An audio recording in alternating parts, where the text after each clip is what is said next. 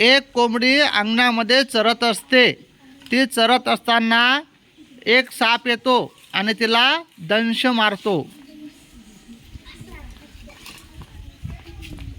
त्यामुळं ती कोंबडी लंगडत लंगडत तिच्या कुटुंबाकडे जाते आणि कुटुंबातील सदस्यांना म्हणते, ताई माझी मदत कर, मला सापानं चावले, मला दवाखान्यात ने. माझी अंडे घालण्याची वेळ झाली, मी तुझी मदत करू शकत नाही, तू तुझं बघ. ताई तू तरी माझी मदत कर, मला सापानं चावले, त्यामुळे मी अशक्त झाली, तू मला दवाखान्यात ने. माझ्या अंड्यावर बसायची वेळ झाली, तू तुझा बघ. ताई तू तरी माझी मदत कर, मला सापाने चावल्यामुळे चक्रा या लागले, डोळ्यासमोर अंधार पडा लागला, त्यामुळे मी एकी दवाखान्यात जाऊ शकत नाही, तू तरी मला ने. मला माझ्या लहान पिल्ल्याला जेव घालायची वेळ झाली,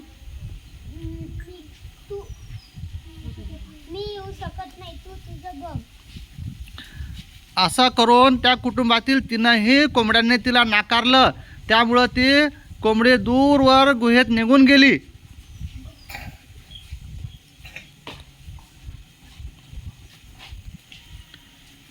काही दिवसानंतर तिनं एक संदेश हमिंग बर्डला दिला. हमिंगबर्ड, तू माझ्या काही दूरवर माझा कुटुंब राहते, तू त्यांना जाऊन सांग की जे तुमची बहीण होती ज्याला सापाने चावले होते ती आता पण जिवंत आहे, पण ती अशक्त झाली, तुम्ही त्याची मदत करायला या, असं तू माझ्या कुटुंबाला सांगू शकतं का? हमिंग बर्ड उडत उडत त्या कुटुंबाकडे गेला आणि कुटुंबातील सदस्यांना म्हणाला, अरे बहिणींनो, तुमची जे बहीण होती ते आता साप डसल्याने आता पण जिवंत आहे, पण ती अशक्त आहे, तुम्ही त्याला मदत करायला येऊ शकता का?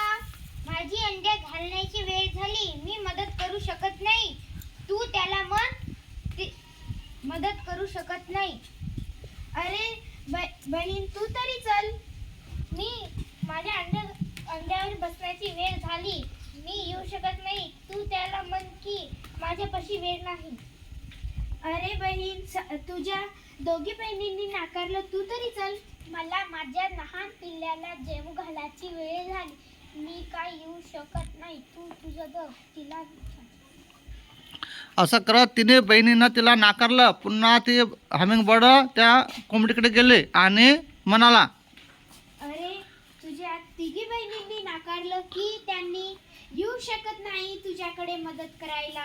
काही होत नाही, त्यांनी आज येईल नाही तर उद्या येईल. ठीक आहे.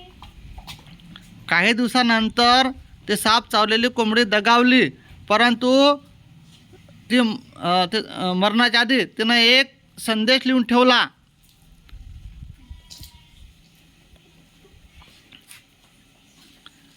हमिंग बर्ड तो संदेश वाचला आणि ते पुन्हा कुटुंबाकडे गेला आणि कुटुंबातील सदस्यांना म्हणाला,